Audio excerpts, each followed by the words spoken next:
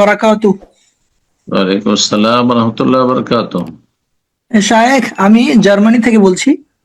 আমার বলেন। প্রশ্ন ছিল, আহ, জি।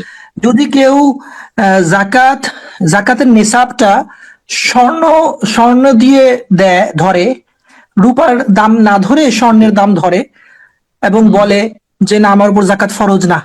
যদি রূপার দাম হুম, হিসাব করা হয় তাহলে তার উপর জাকাত ফরজ হয়ে যায়। হুম, সে স্বর্ণের নেশাব হিসাব করে এবং বলে যে হুম, আমার উপর জাকাত ফরজ না। তো সে জাকাত গ্রহণ করে অন্যের কাছ থেকে। তো এই হুম। আমলটা কিরকম হলো? এই ব্যাপারে যদি একটু বলতেন। তার নেশাবে না পৌঁছলেই জাকাত গ্রহণ করতে পারবে, এই ফতোয়া করতে পেল?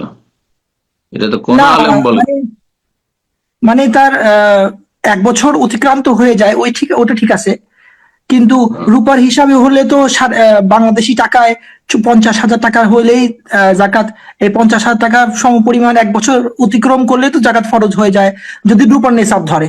আর যদি স্বর্ণের নেশাব ধরে তাহলে তো ১০ লক্ষ টাকা ১ বছর অতিক্রান্ত করা লাগে। ও স্বর্ণের হিসাব ধরে বলে যে আমার উপর জাকাত ফরজ হয় নাই। সাধারণ মানুষ না বিজ্ঞ কোন আলেম? না, সাধারণ মানুষ। এবং সাধারণ আলেমদের সাথে মানুষদের জি, জি, সাধারণ জি, জি। মানুষের জন্য জায়েজ নয় যে নিজের ফতোয়া সুবিধা মতো নিজেই চয়েস করে নেবে, এটি জায়েজ নয়।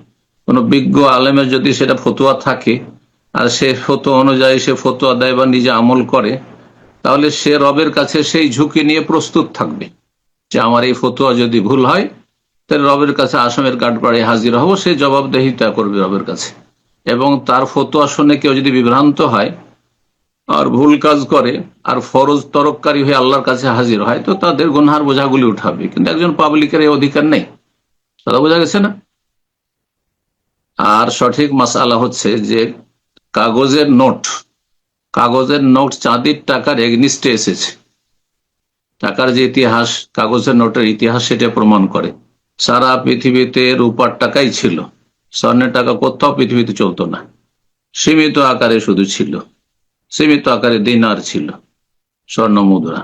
সুতরাং টাকা পয়সার জন্য গোল্ডকে, স্বর্ণকে নিসাব ধরা এটি জায়েজ নয়, ভুল ফতুয়া। এটি সুবিধাবাদীদের ফতুয়া, এটি গুমরাহদের ফতুয়া। আল্লাহ হেদায়েত দান করুন। জি, জাযাকুমুল্লাহ খাইর।